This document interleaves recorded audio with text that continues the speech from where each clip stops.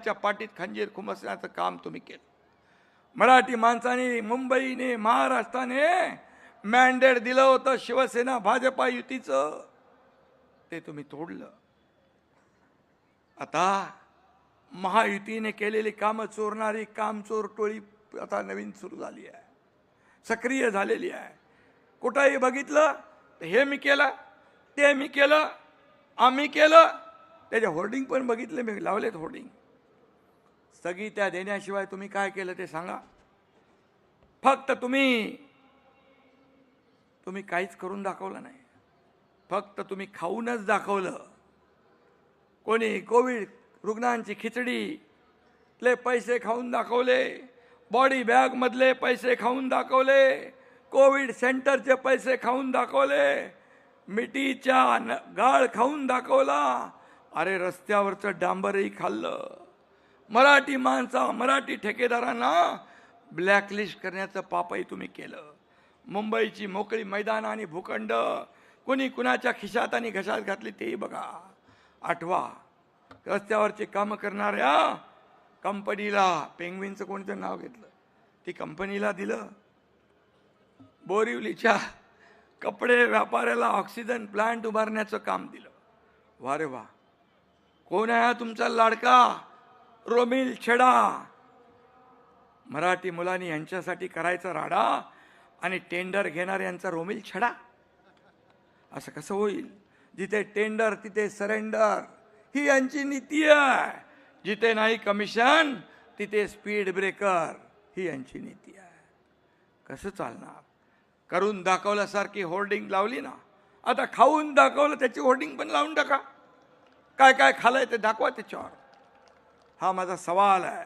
कोविडमध्ये काम केलं म्हणून स्वतःची पाठ थोपटून घेतली, घ्या. पण तुम्ही घरात होतात, आम्ही रस्त्यावर होतो, पीपी किट घालून फिरत होतो, हॉस्पिटलमध्ये सगळ्यांना दिलासा देत होतो, लोकांना भेटत होतो.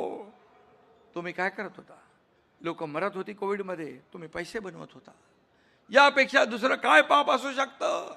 आणि म्हणून पैशासाठी मुंबईच्या लोकांच्या जीवाशी खेळण्याचं काम केलं. किती किस्से वाचवायचे, जाऊ दे. ते किती किस्से वाचायला गेलो तर रात्र पुरणार नाही.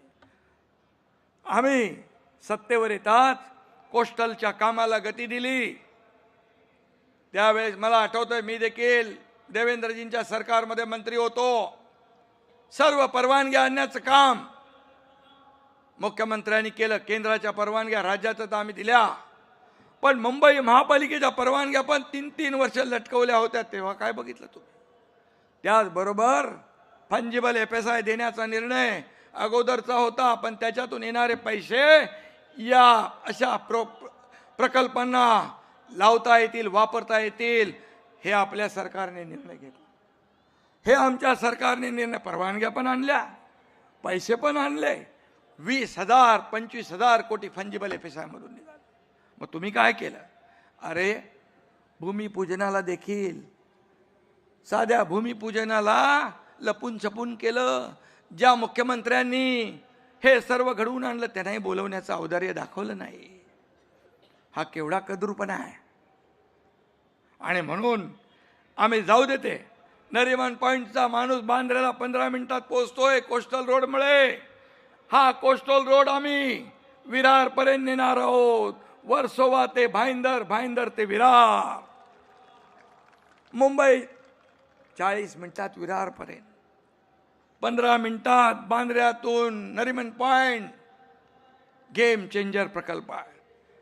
मुंबई ईस्टर्न फ्रीवे सुद्धा ठाण्यापर्यंत आम्ही वाढवतोय, एलिव्हेटेड करतोय. मेट्रोच्या कामाला तुम्ही दिलेली स्थगिती उठवली. मगाशी मी सांगितलं, लाखो लोक आज प्रवास करतात.